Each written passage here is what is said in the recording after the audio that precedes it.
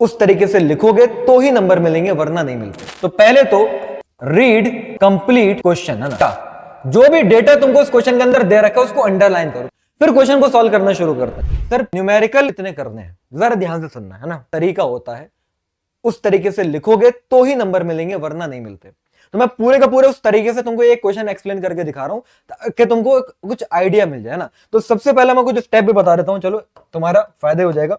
हमेशा याद रखना, न्यूमेरिकल जब भी आप सॉल्व करने बैठो तो पहले तो रीड कंप्लीट क्वेश्चन, है ना, कंप्लीट क्वेश्चन को अच्छे से रीड करोगे, वो तो करते ही होगे, और जो मैं तुमको कराता हूं वो करो, है ना।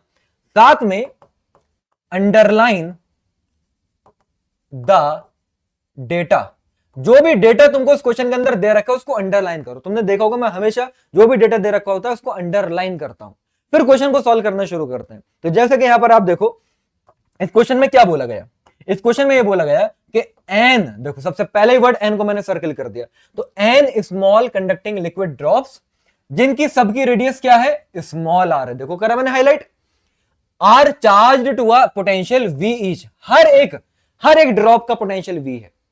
तो इससे होता क्या है कि इतनी लंबी चौड़ी कहानी के अंदर हमारे लिए काम की चीजें क्या है और कोई मिस ना हो जाए वो यहां से दिख जाती है।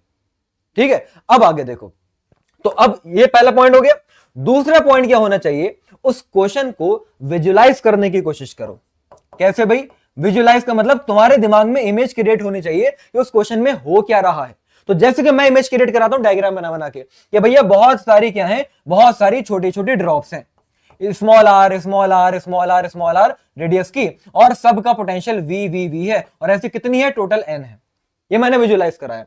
कहा यह जा रहा है क्वेश्चन में, आगे इन ड्रॉप्स को मिला के एक बड़ी ड्रॉप बना दी, तो इन सारी की सारी ड्रॉप्स को जोड़ के एक हमने बड़ी ड्रॉप बना दी। अब उस बड़ी ड्रॉप की रेडियस क्या होगी, वो मैंने माना कि कैपिटल आर होगी।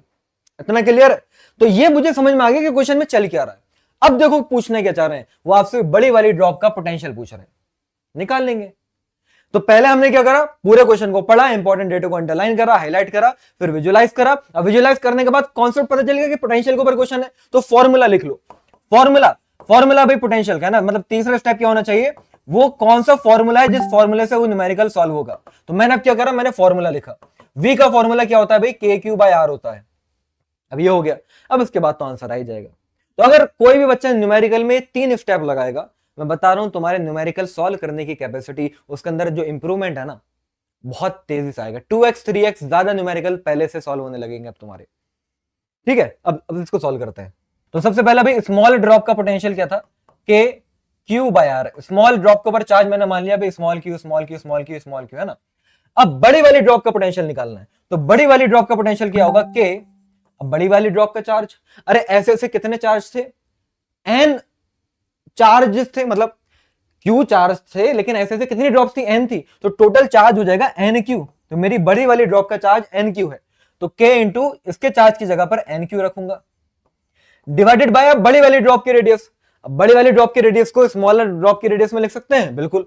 क्या करें, वॉल्यूम बराबर कर दो, है ना। Volume of small drop is equals to volume of big drops, मतलब एन स्मॉल ड्रॉप्स की वॉल्यूम बड़ी ड्रॉप की वॉल्यूम के बराबर होगी। तो एन स्मॉल ड्रॉप की वॉल्यूम का formula 4/3 pi small r cube is equals to 4/3 बड़ी ड्रॉप की वॉल्यूम, मतलब 4/3 कैपिटल आर क्यूब। 4π/3 से 4π/3 गया, यहां से देखो कैपिटल आर की वैल्यू अगर दोनों साइड क्यूब रूट ले लूंगा तो एन की पावर 1/3 स्मॉल आर आ रहा है।